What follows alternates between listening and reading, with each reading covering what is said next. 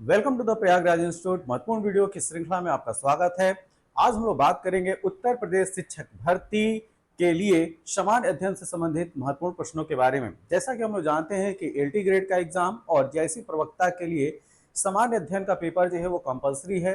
तो LT grade में 30 प्रश्न आपसे पूछे जाएंगे और वहीं पे जीआईसी प्रवक्ता में 40 प्रश्न समान अध्ययन से पूछे जाएंगे। तो इसी संदर्भ में हम आपके लिए लेक्चर नंबर 7 लेकर आए हैं। तो चलिए स्टार्ट करते हैं अपने पहले प्रश्न के साथ।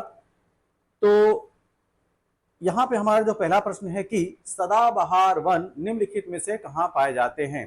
तो यहाँ पे जो एवरग्रीन फॉरेस्ट है उसकी बात की जा रही है। तो सदाबहार वन निम्नलिखित दिए गए ऑप्शन में कहाँ मिलेगा ये आपको बताना है। तो पहला ऑप्शन है मालवा पठार, बी ऑप्शन है पूर्वी घाट, सी ऑप्शन है पश्चिमी घाट और डी ऑप्शन है छोटा नागपुर का पठार। तो दिए गए ऑप्शन में सही उत्तर है पश्चिमी घाट। तो देखिए जो सदाबहार वन होते हैं, जो एवरग्रीन फॉरेस्ट होते हैं, उनके लिए सबसे पहली रिक्वायरमेंट है कि वहां पे वर्ष भर बारिश जो है वो पर्याप्त मात्रा में होनी चाहिए और यह जो है लगभग 200 सेंटीमीटर या उससे ज्यादा के ज्यादा जहाँ पे बारिश होती है वहीं पे आपको सदाबहार वन देखने को मिलेंगे, एवरग्रीन फॉरेस्ट देखने को मिलेंगे। अब इसको देखेंगे मैप में। तो जैसा कि हम जानते हैं कि गुजरात से लेके जो ये केरल और थोड़ा सा तमिलनाडु यहाँ तक जो है पश्चिमी घाट का विस्तार है। आप यहाँ पे जो देखेंगे वह पर्याप्त मात्रा में बारिश की मात्रा जो है वो आपको देखने को मिलेगी और इसी वजह से पश्चिमी घाट में सदाबहार वन आपको देखने को मिलते हैं, एवरग्रीन फॉरेस्ट। दिए गए जो अन्य ऑप्शन है जैसे कि मालवा का पठार, थोड़ा सा मध्य प्रदेश, गुजरात और महाराष्ट्र लेते हुए जो है जो मालवा का पठार है यहाँ पे आपको पर्णपाती वन मिलेंगे, ना कि सदाबहार वन। पूर्वी घाट की बात करें तो यहाँ आप जो है ये कोस्ट आप देखिए, ये जो है पूर्वी घाट का है और पूर्वी घाट पे जो बारिश की मात्रा है वो कम होती है, इस वजह से यहाँ पे सदाबहार वन नहीं पाए जाते हैं। यहाँ पे भी मोस्टली डेसिडुअस फॉरेस्ट मिलेंगे, पर्णपाती वन जो है वो मिलेंगे। मतलब कि यहाँ पे जो पाए जाने वाले जो पौधे होंगे, जो प्लांट होंगे, वो वर्ष में एक बार जो है अपनी पत्ती को गिरा देते हैं। ठीक। अब जो छोटा नागपुर पठार है, झारखंड, छत्तीसगढ़ और बिहार का कुछ पोर्शन लिए हुए जो है छोटा नागपुर का जो है वो विस्तार है और यहाँ पे भी आपको पर्णपाती वन ही मिलते हैं, ना कि सदाबहार वन। तो अगर भारत में सदाबहार वन की बात किया जाए, ठीक, एवरग्रीन फॉरेस्ट की बात किया जाए तो ये पश्चिमी घाट हो गया, वहां पे मिल जाएगा। इधर आप नॉर्थ ईस्ट वाले प्रदेशों में आएंगे जैसे अरुणाचल, असम, मेघालय, ठीक, यहाँ पे भी आपको जो है सदाबहार वन देखने को मिलेंगे। साथ में अगर हम लोग अंडमान निकोबार की बात करें तो वहां पे भी पर्णपाती वन जो है आपको देखने को मिल जाएगा। ठीक। तो आइलैंड में अंडमान निकोबार चले जाए वहां पे भी आपको सदाबहार वन, एवरग्रीन फॉरेस्ट मिलेंगे, क्योंकि यहाँ पे 200 सेंटीमीटर से ज्यादा बारिश जो है वो वर्ष भर होती रहती है। इस वजह से यहाँ पे जो पेड़ पौधे होते हैं वह एवरग्रीन होते हैं, हमेशा जो है आपको हरे भरे होंगे और वह कभी भी अपनी पत्तियों को नहीं गिराते हैं। ठीक। अब हम बात करेंगे अगले प्रश्न के बारे में। अगला जो प्रश्न है कि नीलगिरी की क्लाउड गोट्स कहाँ पाई जाती है। ठीक है। तो क्लाउड गोट जो है वह एक बकरी की प्रजाति है जिसको नीलगिरी तहर भी बोला जाता है। क्या? नीलगिरी तहर। तो ये जो बकरी की प्रजाति है वह स्पेशली आपको कहाँ देखने को मिलेगी? तो ये मिलेगी इराविकुलम राष्ट्रीय उद्यान में। अब बात आती है कि जो इराविकुलम राष्ट्रीय उद्यान है वह कहाँ पे है? तो ये मिलेगा आपको केरल में। ठीक है। तो ये जो नेशनल पार्क है इन बकरियों के लिए बहुत ही उचित वास स्थान है, या ये कहा जाए इस राष्ट्रीय उद्यान में बहुतायत मात्रा में ये जो है मिलती हैं।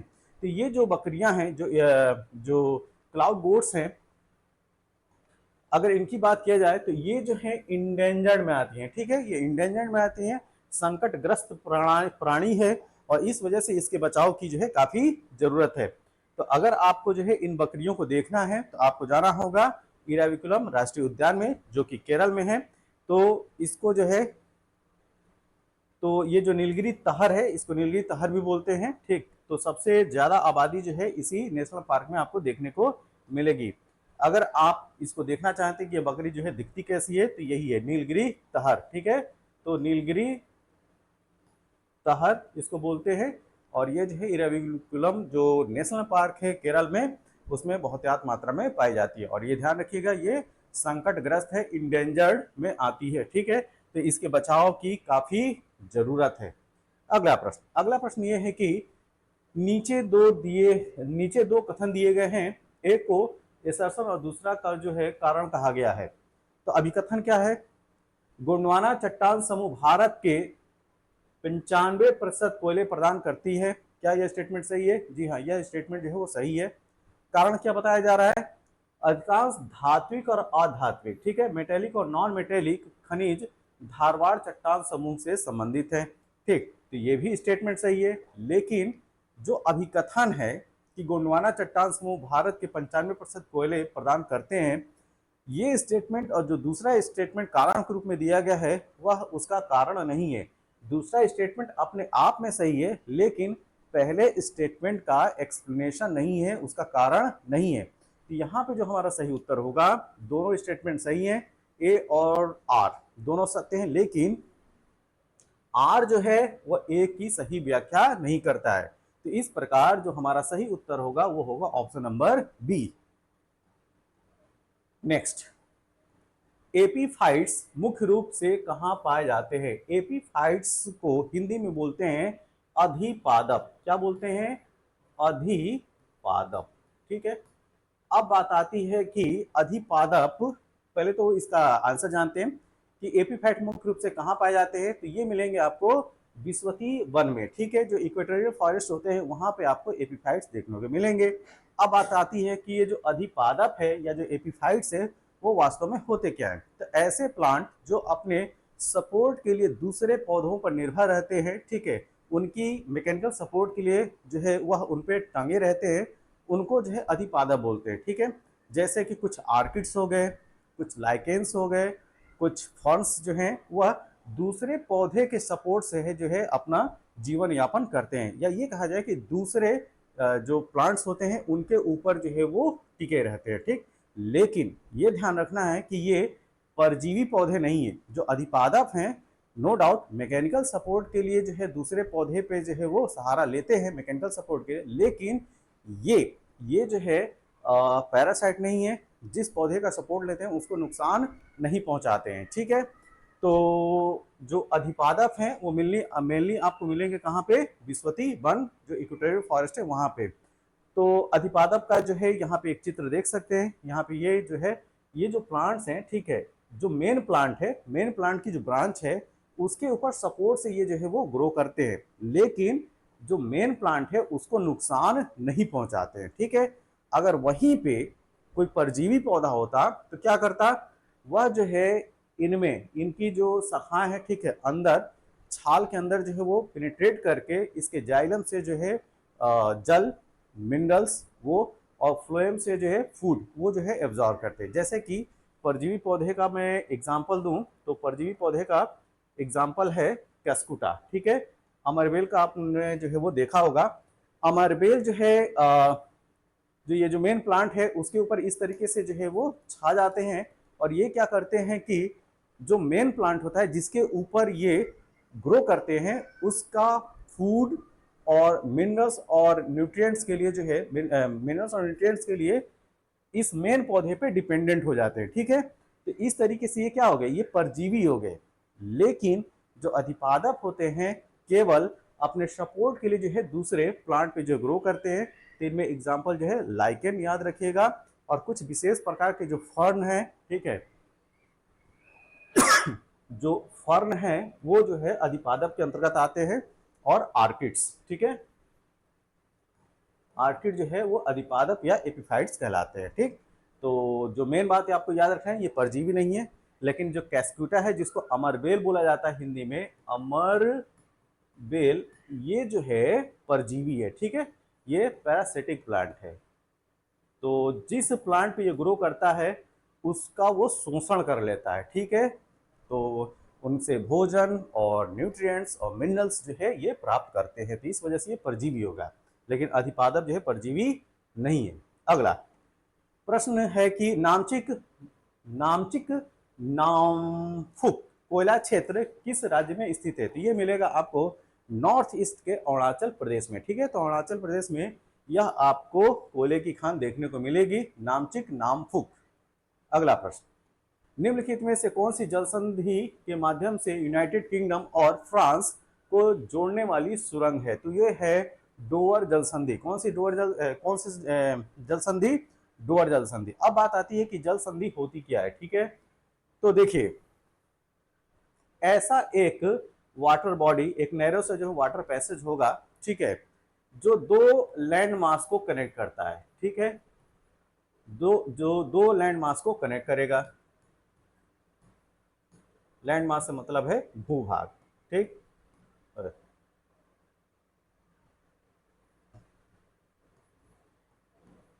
भूभाग, ठीक। तो एक ये हो गया और दूसरा जो है ये हो गया, ये भूभाग, ठीक। तो इसमें होता क्या है कि एक पानी का नैरो पैसेज होगा, ठीक है, नैरो पैसेज ये देख सकते हैं, ठीक।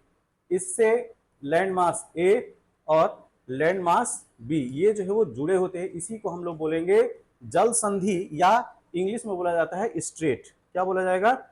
इंग्लिश में बोला जाएगा स्ट्रेट, ठीक। तो ये याद रखिएगा। तो ये जो है दो भूभाग को जोड़ने वाला एक जल का सकरा रास्ता होता है, ठीक है। तो यहाँ पे जो बात की जा रही है कि यूनाइटेड किंगडम और फ्रांस को जोड़ने वाली सुरंग जो है वो डोवर जल संधि में आपको मिलेगी, ये बात तो सही है। तो यहाँ पे जो ऑप्शन होगा वो ऑप्शन नंबर सी होगा। अब इसको जो है मैप में देखेंगे, तो जो डोवर जल संधि है, अगर आप मैप में देखेंगे तो ये मिलेगी यहाँ पे। ये देखिए, ये है डोवर जल संधि, एक नैरो से जो है वाटर का पैसेज दिखाई पड़ रहा है। ये जो डोवर जल संधि है, ये इधर यूनाइटेड किंगडम और इधर जो है वो फ्रांस, ये दोनों को जो है अलग कर रही है। तो जैसा मैंने बताया कि दो भूभाग को अलग करने वाली या जोड़ने वाली जो वाटर का नैरो पैसेज होता है, वही जल संधि कहलाती है। तो यूनाइटेड किंगडम और फ्रांस को जो अलग कर रहा है वो है डोवर जल संधि। या दूसरा बात हम ये भी कह सकते हैं कि इधर यह नॉर्थ सी को और इधर जो है इंग्लिश चैनल, ठीक है, इधर जो है इंग्लिश चैनल, इन दोनों को जोड़ने वाली जो जल संधि है वह है डोवर जल संधि, ठीक। तो इसका आप देख लीजिए एक्सप्लेनेशन। यह इंग्लिश चैनल और उत्तरी सागर को जोड़ती है। ये आप देख लीजिए, ये है नॉर्थ सी मतलब कि उत्तरी सागर, और इधर हो गया इंग्लिश चैनल। उस दोनों को जोड़ने वाली जो जल संधि है वो है डोवर जल संधि। या ये कहा जाए कि यूनाइटेड किंगडम और फ्रांस को अलग करने वाली जो जल संधि है वो क्या है? वो है डोवर जल संधि। तो चैनल टनल इस जल संधि के नीचे यूनाइटेड किंगडम और फ्रांस को जोड़ती है। अब जो ऑप्शन में अन्य जो जल संधियां थी, जैसे कि डेविस जल संधि, उसके बारे में जानते हैं।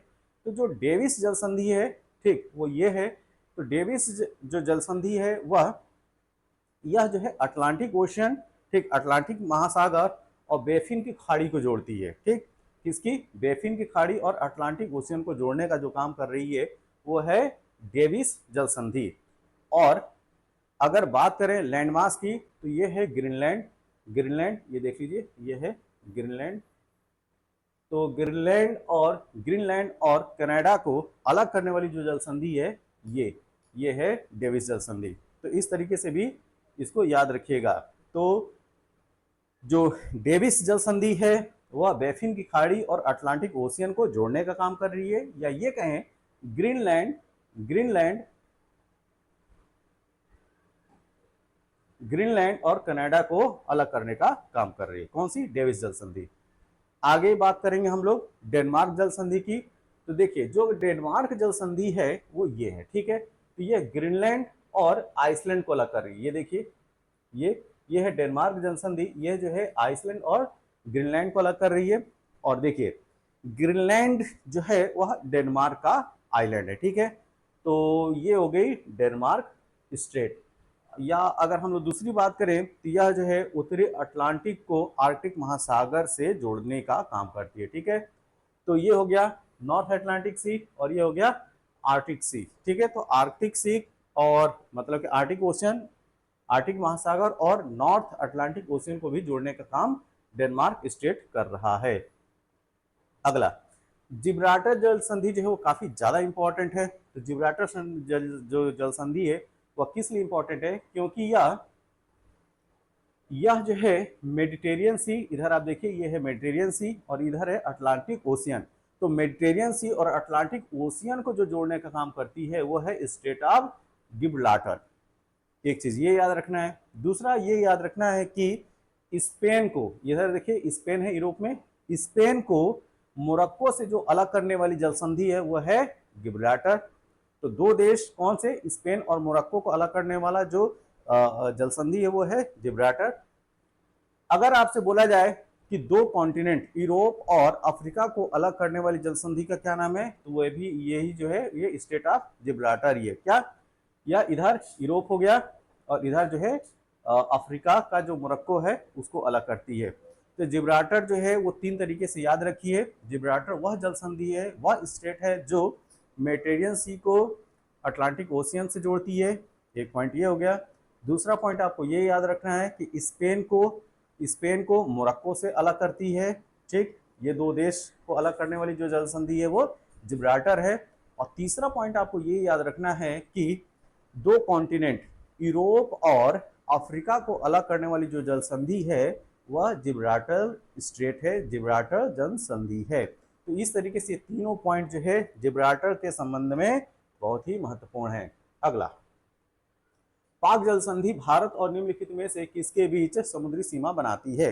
तो यह सही उत्तर है श्रीलंका। ठीक है, तो श्रीलंका और भारत के बीच में आपको पाक स्टेट मिलेगा। ये आप देख सकते हैं, ये है पाक स्टेट। तो इधर हो गया भारत और इधर हो गया श्रीलंका। ठीक है, तो अगर आपसे राज्य पूछा जाए तो भारत का जो तमिलनाडु राज्य है और तमिलनाडु में ये जो रामेश्वरम है, ठीक है, वो वाला जो पॉइंट है यहाँ से श्रीलंका के बीच में आपको पाक स्टेट जो है वो देखने को मिलेगा। इसके अगर थोड़ा सा साउथ में आएंगे तो आपको गल्फ ऑफ मन्नार देखने को मिलेगा। ठीक है, तो ये काफी ज्यादा इंपॉर्टेंट है, हमेशा जो है प्रश्न में पूछा जाता है पाक जल संधि। तो पाक जल संधि जो है वो भारत और श्रीलंका के बीच में, भारत और श्रीलंका को एक दूसरे से अलग करने वाली जो जल संधि है वो है पाक स्ट्रेट।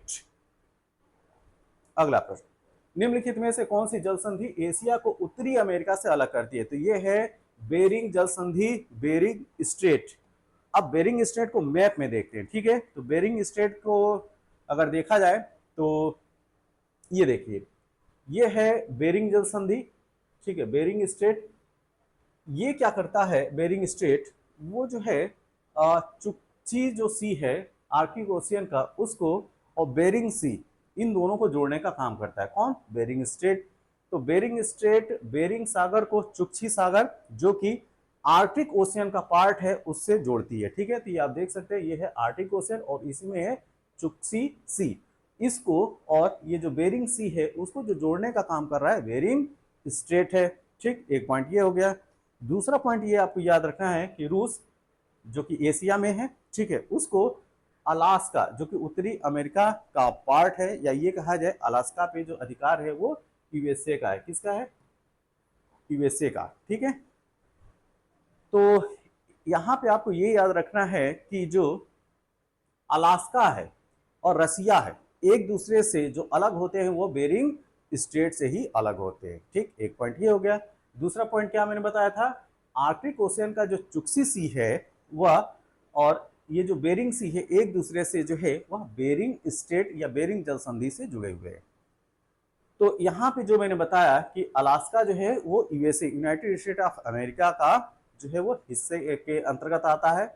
लेकिन अगर हम लोग इतिहास के बारे में जाने, जो कि अभी जो है हाईलाइट भी था जब रूस के प्रेसिडेंट व्लादिमीर पुतिन और अमेरिका के प्रेसिडेंट डोनाल्ड ट्रंप की मीटिंग हुई थी। ठीक है, तो अलास्का को लेकर जो है चर्चा काफ़ी जो है वो मतलब न्यूज़ में था। तो वह न्यूज़ क्या थी वो आपको जो है थोड़ा सा मैं डिस्कस कर दूँ। ये न्यूज़ है अलास्का के इतिहास से संबंधित है। तो क्या इतिहास है, भले जो अलास्का आज की डेट में जो है वह अमेरिका के पास है, ठीक है, अलास्का जो है वो अमेरिका का हिस्सा है, लेकिन अमेरिका ने रूस से इसको 1867 में खरीदा था। कब? 1867 में। ठीक, तो एक ट्रीटी होती है, एक ट्रीटी के अनुसार, ठीक है, और यह ट्रीटी जो है 30 मार्च 1867 को एक ट्रीटी साइन होती है जिसके तहत 7.2 मिलियन, ठीक, 7.2 मिलियन डॉलर में डॉलर में अमेरिका ने रूस से अलास्का को खरीद लिया। ठीक है,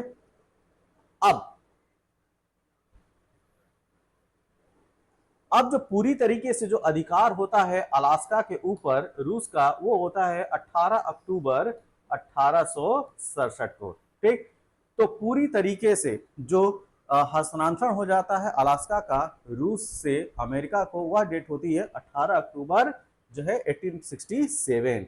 तो जो इसका मूल्य रखा गया था 7.2 मिलियन डॉलर। तो 7.2 मिलियन डॉलर में 1867 में अमेरिका ने रूस से अलास्का को खरीदा था। ठीक है, ये एक संक्षिप्त इतिहास था।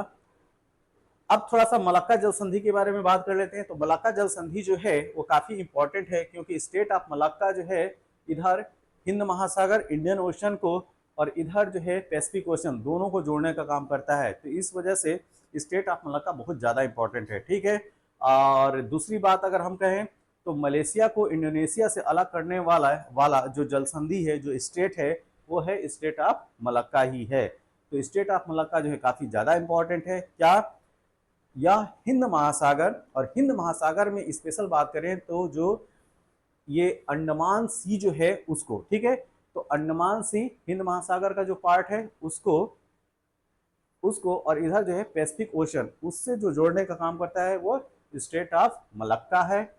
और मलेशिया को इंडोनेशिया से जो अलग करने का काम करता है वो भी स्टेट ऑफ मलक्का है। अब चलते हैं अगले प्रश्न की तरफ। सबसे अच्छे अंतर्देशीय जलमार्ग कहां पाए जाते हैं? तो ये चीज आपको देखने को मिलेगी यूरोप में, ऑप्शन नंबर सी। तो देखिए यूरोप में अंतर्देशीय जलमार्ग माल परिवहन हेतु जो है महत्वपूर्ण भूमिका निभाते हैं, और यहाँ 37,000 किलोमीटर से अधिक जलमार्ग सैकड़ों शहरों और औद्योगिक क्षेत्रों को जोड़ते हैं। ठीक है, और प्रमुख जलमार्ग में राइन है, डेन्यूब है, वोल्गा नदियां और विभिन्न जो है नहरें हैं। तो इंपॉर्टेंट नहरों में जो है किल नहर, इसको भी याद रख सकते हैं। ये सारे जो है नदी और जो नहरें हैं वह पूरे यूरोप को इंटरनल वाटर, ठीक, इंटरनल वाटर ट्रांसपोर्ट में जो है काफी सहूलियत प्रदान करते हैं। एक दूसरे जो शहर हैं देश के वो जुड़े हुए हैं। तो औद्योगिक क्षेत्र हो या जो शहर हैं उनकी कनेक्टिविटी, लोगों का जो आना जाना है इन नहरों और इन नदियों के द्वारा जो काफी सुगम हो जाता है। ठीक है, तो पूरा नदियों का और नहरों का जो है जाल बिछा हुआ है यूरोप में, और इस वजह से यूरोप में ये जो अंतर्देशीय परिवहन का जो माध्यम है काफी प्रचलित है। अगला प्रश्न है कि विश्व की सबसे गहरी खाई कहाँ है? तो ये है चैलेंजर, ठीक है, या मैरियाना ट्रेंच। अगर ऑप्शन में मिल जाए तो वो बताइएगा। ये आप देख सकते हैं मैरियाना खाई, चैलेंजर खाई प्रशांत महासागर में फिलीपींस के ईस्ट में स्थित है, और इसकी गहराई जो है 11,033 मीटर है। ठीक है, मतलब कि 11.033 किलोमीटर या 11,033 मीटर, जो इसे विश्व की सबसे गहरी खाई बनाती है। ठीक है, इसको जो है मैप में देख लीजिए। तो देखिए मैरियाना ट्रेंच की स्थिति जो है वो इधर है, और ये जो है फिलीपींस से आपको जो है ईस्ट में पूरब में देखने को मिलेगी। यहाँ पे ये जो गुआम है, ये गुआम आइलैंड जो है बहुत ज़्यादा इंपॉर्टेंट है। पिछले सालों में जो है जो मलाबार एक्सरसाइज है वो गुआम आइलैंड में हुआ था। ये भी ध्यान रखिए, ये कहाँ मिलेगा आपको? पैसिफिक ओशियन में। तो मैरियाना ट्रेंच और गुआम जो आइलैंड है वो कहाँ है? वो है पैसिफिक ओशियन, मतलब कि प्रशांत महासागर में। अगला प्रश्न, अमेरिका की डेथ वैली किस राज्य में है? तो यह है कैलिफोर्निया में। कैलिफोर्निया में जो है डेथ वैली स्थित है। तो डेथ वैली कैलिफोर्निया संयुक्त राज्य अमेरिका में मोजावे रेगिस्तान के उत्तर में स्थित है। तो मोजावे जो रेगिस्तान है वो अमेरिका में। इसके नॉर्थ में जाएंगे तो आपको जो है डेथ वैली देखने को मिलेगा। ठीक, यह उत्तरी अमेरिका का सबसे निचला और सबसे गर्म रेगिस्तानी क्षेत्र है। निम्नलिखित में से कौन सा अटलांटिक रिज का हिस्सा नहीं है? ठीक, तो ये जो कार्गुलेन ग्राउसबर्ग रिज जो है वह अटलांटिक ओशियन का पार्ट नहीं है। ये जो रिज है वह इंडियन ओशियन का पार्ट है। ठीक है, हिंद महासागर का। इसके अलावा जो चैलेंजर रिज, डॉल्फिन रिज और विविल थॉम्सन रिज जो है ये अटलांटिक ओशियन के रिज हैं। ठीक है, अब बात आती है कि रिज होते क्या है। ठीक, तो देखिए जो भी महासागर हैं, ठीक, इंडियन ओशियन हो, चाहे अटलांटिक ओशियन है, चाहे प्रशांत महासागर है, इनके बीच में मतलब कि इनके बीचों बीच में जो है एक पर्वत की आपको जो है श्रृंखला, एक रेंज दिखाई पड़ेगी, ठीक। और इन्हीं रेंजों को जो है हम रिज बोलते हैं, ठीक है। तो अटलांटिक ओशन में जो यह रेंज है उसको जो है वह अटलांटिक ओशनिक रिज बोलते हैं। इसी तरीके से जो है पैसिफिक ओशन में मिलेगा तो पैसिफिक ओशन के रिज मिलेंगे, इंडियन ओशनिक रिज मिलेंगे, ठीक। तो उसमें से जो कुछ महत्वपूर्ण जो पहाड़ियां हैं उनके नाम दिए गए, चैलेंजर रिज, डॉल्फिन रिज और वीएल थॉम्सन रिज, जो कि अटलांटिक ओशन की रिज है। तो और रिज को हिंदी में बोलते हैं कटक। क्या बोलते हैं? कटक, ये भी ध्यान रखिएगा। तो अटलांटिक महासागर में एक मध्य महासागरीय रिज है जिसमें चैलेंजर रिज, डॉल्फिन रिज और विविल थॉम्सन रिज शामिल है।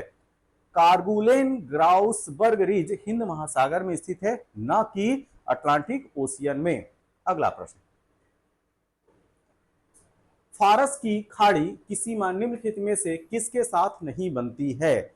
तो जो पर्शियन गल्फ है वह जो है ओमान देश के साथ सीमा साझा नहीं करती है, बल्कि जो तीन जो ऑप्शन है, बहरीन, इराक, कुवैत, ये जो है फारस की खाड़ी के अंतर्गत आते हैं। उसकी सीमा जो है लगती है पर्शियन गल्फ के साथ, ठीक है। तो ये है पर्शियन गल्फ का मैप, ये आप देख सकते हैं। ईरान आपको जो है, इधर आपको जो है पूरा ये ईरान जो है वो घेरे हुए है। फिर इधर जो है थोड़ा सा ये पोर्शन जो है इराक का लगता है, यहाँ पे इस तरीके से इराक हो गया। फिर यहाँ कुवैत हो गया, वो भी जो है पर्शियन गल्फ से लगा हुआ है। और ये एक मेजर पोर्शन आप ये देखिए यहाँ तक, ये जो है वो सऊदी अरेबिया है। फिर यहाँ से आप देखिए ये यूएई का जो हिस्सा ये पड़ जाता है, तो ये जो है यूएई भी लगा हुआ है। साथ में इसी पर्शियन गल्फ में आपको बहरीन देखने को मिल रहा है, और इधर बहरीन के साथ और ये जो है कतर है, ठीक है। तो इस तरीके से 7 देश आपको देखने को मिलेंगे। ईरान एक हो गया, इराक 2, कुवैत सिटी 3, और इधर जो है पूरा सऊदी अरब हो गया 4, बहरीन हो गया 5, और कतर हो गया 6, और इधर यूएई जो है 7। ये जो है 7 देश पर्शियन गल्फ को घेरे हुए हैं, ठीक। तो पर्शियन गल्फ काफी ज्यादा इंपॉर्टेंट है। अब साथ में जो है यहाँ पे इनकी जो राजधानी है दी हुई है उसको भी देख लीजिएगा। यूएई की राजधानी अबू धाबी, ठीक, कतर की दोहा, बहरीन की मनामा, सऊदी अरब की रियाद, और कुवैत की कुवैत सिटी हो गया, ठीक है। तो इस तरीके से याद रखिएगा। और ईरान की कैपिटल क्या है? तेहरान।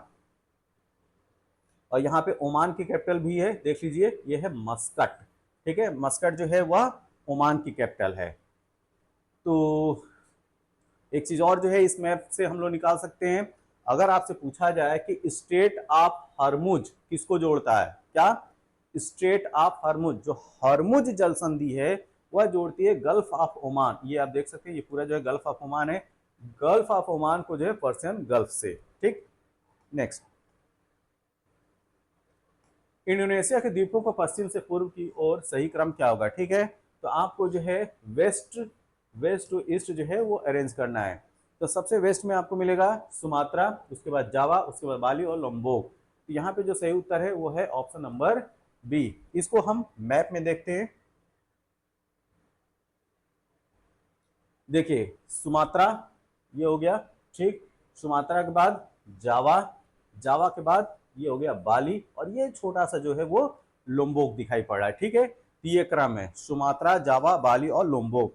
अच्छा, अगर आपसे पूछा जाए कि लोम्बोक स्ट्रेट, जो लोम्बोक जल संधि है वह किन दो आइलैंड को अलग करती है, तो यहाँ पे जो जल संधि आएगी ये बाली और लोम्बोक को अलग करेगी। तो इस जल संधि को भी जो है दूसरे मैप में देख लेते हैं।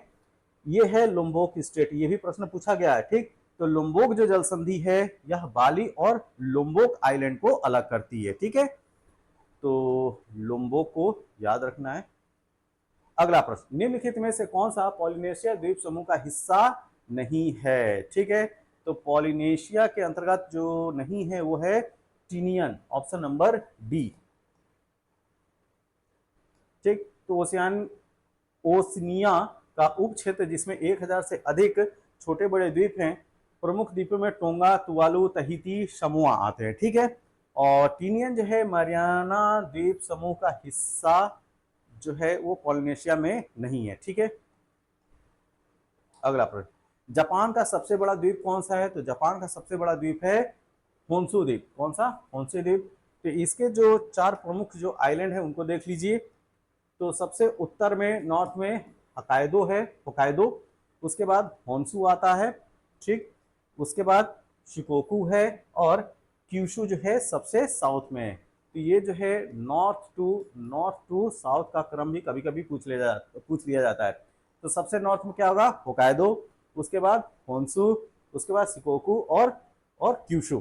तो सबसे बड़ा जो आइलैंड है जापान का वह जो है कौन सा है? ये होन्शु है। और इसी में आपको जो है जापान की जो कैपिटल है टोक्यो वो मिलेगी, नगोया मिलेगा, और ओसाका, ये जो इम्पोर्टेंट इंडस्ट्रियल सिटी है वो सारे के सारे जो वो होन्शु पे बसे हुए हैं, ठीक है। नगोया याद रखिए, ओसाका याद रखिए, और टोक्यो जो कि जापान की कैपिटल है, ठीक।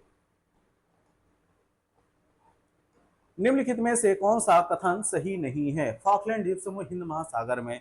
पहला स्टेटमेंट जो है क्या गलत है? इस प्रकार हमारा सही उत्तर होगा ऑप्शन नंबर ए।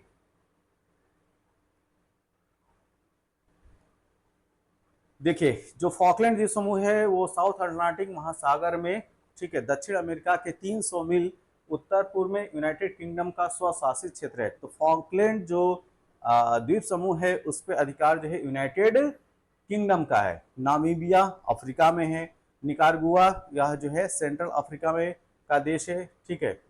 यमन जो है वो एशिया का देश है। निम्नलिखित में से कौन सा कथन सही है? ठीक है, ग्रीनलैंड विश्व का दूसरा सबसे बड़ा द्वीप है। जी नहीं, ग्रीनलैंड जो है विश्व का सबसे बड़ा द्वीप है, ठीक है। नुक ग्रीनलैंड एक छोटा सा शहर है। जी नहीं, नुक जो है ग्रीनलैंड की कैपिटल है, और यह ग्रीनलैंड का सबसे बड़ा शहर है। इस प्रकार जो है दूसरा स्टेटमेंट भी गलत है। नुक की समुद्र तल से ऊंचाई 3 मीटर है। जी हाँ, ये सही है, ठीक है। तो इस प्रकार जो हमारा सही उत्तर होगा वो होगा ऑप्शन नंबर सी। ग्रीनलैंड संयुक्त राज्य अमेरिका का है। जी नहीं, ग्रीनलैंड डेनमार्क का है, ठीक। तो ग्रीनलैंड पे जो अधिकार है वो है डेनमार्क का, न कि अमेरिका का। ये सब बातें कही गई है, ठीक। निम्नलिखित में से कौन सा प्रशांत महासागर का मेलानेशियन द्वीप समूह का हिस्सा है? ठीक है, तो यह है सोलोमन आइलैंड, ठीक है, ऑप्शन नंबर ए। तो ओशिनिया का उप क्षेत्र जिसमें New Guinea, Papua New Guinea, Maluku island और सोलोमन द्वीप, फिजी, न्यू कैलेडोनिया, वानुअतु, ये सब शामिल हैं। ये सारे जो है वो सोलोमन आइलैंड के पार्ट है। नेक्स्ट, विश्व का सबसे बड़ा द्वीप कौन सा है? ठीक, तो ये जो अभी हमने देखा, अभी मैंने बताया भी, तो ग्रीनलैंड जो है वो वर्ल्ड का सबसे बड़ा आइलैंड है, और ग्रीनलैंड पे जो अधिकार है वो है डेनमार्क का। दक्षिण चीन सागर में द्वीपों की संख्या कितनी है? तो साउथ चाइना सी में आपको द्वीपों की संख्या मिलेगी 250। जो साउथ चाइना सी है उस पे चाइना जो है अक्सर अधिकार की बात करता है। इसी वजह से चाइना और फिलीपींस के बीच जो डिस्प्यूट होता रहता है वो साउथ चाइना सी को ले, और साउथ चाइना सी में ही आपको मिलेगा 9 डैश लाइन। तो ये जो 9 डैश लाइन है उसका नाम याद रखिएगा। ये कहाँ है? ये है साउथ चाइना सी में, ठीक है। तो साउथ चाइना सी में आपको मिलेगा 9 डैश लाइन, और साउथ चाइना सी में जो डिस्प्यूट है वह है चाइना का और फिलीपींस का। और यह मामला जो है इंटरनेशनल कोर्ट ऑफ जस्टिस में भी जा चुका है, और इंटरनेशनल कोर्ट ऑफ जस्टिस कहाँ पे है? दी हेग, ठीक, ये भी याद रखिएगा, दी हेग में। नेक्स्ट,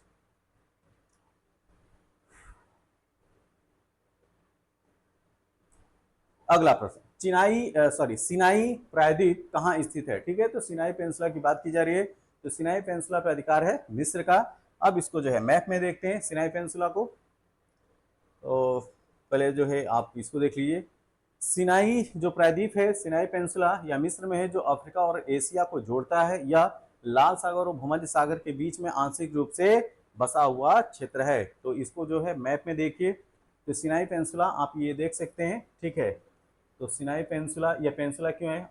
अब यहाँ पे बात आती है कि पेनिनसुला होता क्या है, ठीक है। तो देखिए, जो प्रायद्वीप होता है वह लैंड मास, वह भूभाग जो 3 तरफ से समुद्र से ठीक, या वाटर बॉडी से घिरा उसको बोलते हैं पेनिनसुला। ठीक है, जैसे इंडियन पेनिनसुला की बात करें तो आपको इंडियन पेनिनसुला में वेस्ट में अरेबियन सी, ईस्ट में बे ऑफ बंगाल और साउथ में हिंद महासागर इंडियन ओशन से घिरा हुआ है। ठीक है, उसी तरीके से जो यहाँ पे सिनाई पेनिनसुला की बात की जा रही है, इधर आप नॉर्थ में देखिए इसके जो है मेडिटेरियन सी मिलेगा, इधर देखिए इसके वेस्ट में जो है गल्फ ऑफ सुएज मिलेगी, और आप इसके अगर ईस्ट में जाएंगे तो गल्फ ऑफ अकाबा मिलेगा। ठीक है, तो गल्फ ऑफ अकाबा ईस्ट में, वेस्ट में गल्फ ऑफ सुएज और मेडिटेरियन सी जो है नॉर्थ में। तो इस तरह से ये जो है सिनाई पेनिनसुला है जो कि इजिप्ट का पार्ट है। ठीक, और इधर जो है इजराइल के साथ जो है बाउंड्री बनाए हुए हैं।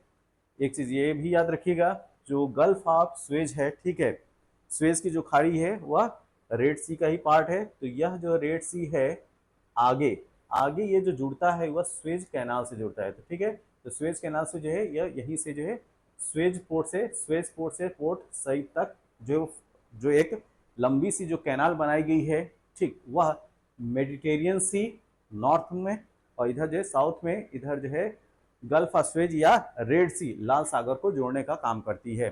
तो जैसा कि हम लोग जानते हैं कि जो लाल सागर है उसको और मेडिटेरियन सी को जो जोड़ने के लिए जो कैनाल बनाई गई थी, ठीक है, ध्यान रखिएगा ये कृत्रिम आर्टिफिशियल कैनाल है। ठीक, तो सुएज कैनाल बनाई गई थी। तो ये हो गया सिनाई पेनिनसुला। निम्नलिखित में से कौन सी झील दो देशों की सीमा का निर्माण नहीं करती है? ठीक है, तो ये है रुकवा झील। रुकवा झील जो है वो दो देशों के बीच में नहीं है। इसके अलावा जो अल्बर्ट है, एडवर्ड है और तांगानिका है वह दो देशों के बीच में। अब बात आती है कि जो रुकवा झील है वह है कहाँ पे? यह पूरी तरीके से तंजानिया में है। ठीक है, तो रुकवा झील मिलेगी आपको तंजानिया में। निम्नलिखित में से कौन सा झील पूरी तरह अमेरिका में स्थित है? ठीक है, तो ग्रेट फाइव लेक के नाम से जो है 5 झीलें जानी जाती हैं, सुपीरियर लेक, ओंटारियो, ठीक, ओयो, इरियो। ठीक, तो इसमें जो मिशिगन, इसमें जो मिशिगन झील है वह पूरी तरीके से जो है अमेरिका में, यूनाइटेड स्टेट ऑफ अमेरिका में है। इसके अलावा सुपीरियर, ओंटारियो, इरी, ठीक, ये सारी की सारी जो हैं वह अमेरिका और कनाडा के बीच में जो है वो बसी हुई है। ठीक, इसको जो है मैप में देखते हैं। मैप में देखिए ये है मिशिगन लेक। ठीक है, मिशिगन लेक को देखिए आप, ये जो मिशिगन लेक है ये पूरी तरीके से आपको जो है अमेरिका में दिखाई पड़ रही है। लेकिन अगर हम लोग लेक ऑफ सुपीरियर की बात करें, ये सुपीरियर लेक, तो इधर ये पोर्शन जो है आपको अमेरिका में लगा हुआ है, टच है। ठीक है, और इधर जो है ये वाला अगर हम पोर्शन की बात करें, ये जो है इधर से ये कनाडा की तरफ ये लग गया। ठीक है, ये कनाडा की तरफ लग गया। तो ये स्थिति जो है वो किसकी है? लेक सुपीरियर की है। उसी तरीके से अगर हम लोग बात करें ओंटारियो लेक की, तो ओंटारियो लेक ये है, तो इसमें जो है ये पोर्शन आ गया कनाडा के अंतर्गत, और इधर वाला जो पोस्ट है ये हो गया अमेरिका के साइड में। तो ये भी जो है अमेरिका और कनाडा के बीच में है। ठीक, अगर हम लोग लेक ओंटारियो की बात करें तो इधर से जो है वो यूएस और इस साइड से जो आपको कनाडा मिलेगा। ठीक, तो लेक ओंटारियो भी जो है कनाडा और यूएसए के बीच में है। लेक इरी की बात करें तो इधर जो है कनाडा हो गया और इधर जो है साउथ में इसका जो है अमेरिका हो गया। ठीक, तो लेक इरी भी क्या है? अमेरिका और कनाडा के बीच में। तो पूरी तरीके से अगर कोई लेक जो है अमेरिका में, तो वह है मिशिगन। निम्नलिखित में से कौन सा सही सुमेलित नहीं है? ठीक है, तो जो सही सुमेलित नहीं है वो है मलावी। मलावी जो है एशिया में नहीं है, मलावी जो लेक है वह अफ्रीका में है। इसके अलावा बैकाल लेक जो है रूसी फेडरेशन, रशियन फेडरेशन में, ये भी सही है। कैस्पियन सागर जो है एशिया यूरोप में है। ठीक, ये भी सही है। तंगानिका अफ्रीका में, ये भी सही है। तो प्रश्न के अनुसार जो सही सुमेलित नहीं है वो है ये ऑप्शन नंबर बी। तो ऑप्शन बी जो है उसका सही उत्तर होगा।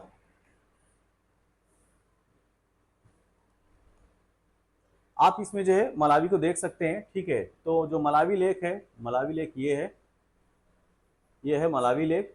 और मलावी लेक की स्थिति देखिए, इसके इधर मतलब वेस्ट में जो है पूरी तरीके से जो है मलावी देश है। इसके ईस्ट में इधर तंजानिया है और मोजाम्बिक है। ठीक है, ये जो दो देश आपको जो है इसके ईस्ट में मिलेंगे। तो ये मोजाम्बिक, तंजानिया और मलावी से घिरी हुई लेक है। ठीक है, तो जो अन्य इंफॉर्मेशन है उसको देख लीजिए। देखिए, तो मलावी झील हमने देख लिया, वह अफ्रीका में ना कि एशिया में। बैकाल जो है वह सबसे गहरी झील के अंतर्गत आती है, जो कि रूस में है। कैस्पियन सागर एशिया और यूरोप दोनों में फैली हुई है, और यह जो है दुनिया के सबसे बड़ी झील है। कैस्पियन सागर जो दुनिया की सबसे बड़ी झील है, ये भी याद रखना है। या इस तरह से भी याद रखिए, दुनिया की सबसे बड़ी खारे पानी की झील जो है वो कैस्पियन सागर है। और चूंकि इसका नाम जो है सागर इसलिए रखा गया है क्योंकि इसकी साइज बहुत बड़ी है। वास्तव में यह एक लेक है। तंगानिका जो है अफ्रीका की सबसे गहरी झील है। ठीक है, और मलावी झील को हम लोगों ने देख लिया, यह जो है मलावी, मोजाम्बिक और तंजानिया में फैला हुआ है। ठीक है, नेक्स्ट, निम्नलिखित में से कौन सा साइबेरिया का मोती के रूप में जाना जाता है? ठीक है, तो ये जाना जाता है बैकाल लेक को। ठीक है, तो बैकाल लेक को जो है वह साइबेरियन पर्ल के नाम से भी जानते हैं। ठीक, तो रूस में साइबेरिया में स्थित यह विश्व की सबसे गहरी 1642 मीटर, ये भी याद रखिएगा, और सबसे प्राचीन मतलब कि 25 से 30 मिलियन वर्ष पुरानी झील है, और इसका पानी अत्यंत शुद्ध है। ठीक है, तो ग्रेट बेयर कनाडा में है, लिनकानबूर जो है वो चिली में है, कार्डा एक काल्पनिक नाम है। ठीक है, तो इस तरीके से याद रखिएगा। तो बैकाल लेक बहुत इंपॉर्टेंट है, सबसे पुरानी भी झील है और सबसे गहरी भी झील है। ठीक है, और इसकी गहराई जो है 1642 मीटर है। ग्रेट बेयर झील जो है कनाडा में है, ये भी याद रखिएगा, ये भी पूछा जाता है। ठीक है, नेक्स्ट, निम्नलिखित में से कौन सा युग्म सही ढंग से सुमेलित नहीं है? तो बैकाल काजाकिस्तान, ये तो अभी जो हम लोग जो है रटते आ रहे हैं, ये जो है वो रूस में है ना कि कजाकिस्तान में। ग्रेट बेयर कनाडा में, मिशिगन संयुक्त राज्य अमेरिका में, विक्टोरिया तंजानिया में। ठीक, बाकी के सारे ऑप्शन जो सुमेलित हैं। तो जो अतिरिक्त इंफॉर्मेशन उसको देख लीजिए। बैकाल जो है कजाकिस्तान में नहीं है। ठीक है, बैकाल झील रूस के साइबेरिया क्षेत्र में विश्व की सबसे गहरी झील है, 1642 मीटर इसकी जो है गहराई है। ग्रेट बेयर कनाडा में है, मिशिगन संयुक्त राज्य अमेरिका में है, ये भी सही है। और ग्रेट लेक्स जो 5 ग्रेट लेक्स हैं उसमें से एक है। ठीक, विक्टोरिया जो है तंजानिया में, यह अफ्रीका की सबसे बड़ी झील है। विक्टोरिया अफ्रीका की सबसे बड़ी झील है, जो तंजानिया, युगांडा और केन्या के बीच है। इन 3 देशों का नाम याद रखेगा, तंजानिया, युगांडा और केन्या। इसमें जो है तंजानिया, इसमें जो है विक्टोरिया लेक फैली हुई है। ठीक, नेक्स्ट, निम्नलिखित में से कौन सा वेनेजुएला में स्थित है? तो वेनेजुएला में दुनिया का सबसे ऊंचा जो झरना है एंजल, वो आपको मिलेगा वेनेजुएला में। ठीक, साउथ अमेरिका का देश है वेनेजुएला, वहां पे आपको देखने को मिलेगा। तो वेनेजुएला में यह विश्व का सबसे ऊंचा झरना है, 979 मीटर है इसकी हाइट। विक्टोरिया झरना जाम्बिया और जिम्बाब्वे में है। ठीक है, अल्फ्रेड क्रिक झरना कनाडा में है, और तुगेला झरना जो है दक्षिण अफ्रीका में दूसरा सबसे ऊंचा है। ठीक है, नेक्स्ट, वाडिनार तेल रिफाइनरी में से किस राज्य में स्थित है? तो यह है गुजरात में। कहां पे स्थित है? Option B, Gujarat. नेक्स्ट, विश्व का सबसे ऊंचा झरना कौन सा है? साल्टो एंजल, अभी हमने देखा। ठीक, जो कि वेनेजुएला में है। यह विश्व का सबसे ऊंचा झरना है। तो वेनेजुएला में 979 मीटर इसकी ऊंचाई है, और विश्व का सबसे ऊंचा झरना है। ठीक है, नियाग्रा फॉल जो है वो यूएसए और कनाडा में है। ठीक, रिबन जो है योसेमाइट यूएसए में है। तुगेला जो है दक्षिण अफ्रीका में दूसरा सबसे ऊंचा झरना है। ठीक है, तो इस प्रकार जो 30 प्रश्नों की ये जो श्रृंखला है वह जो है वो कंप्लीट होती है। आगे अगर हम लोग बात करें,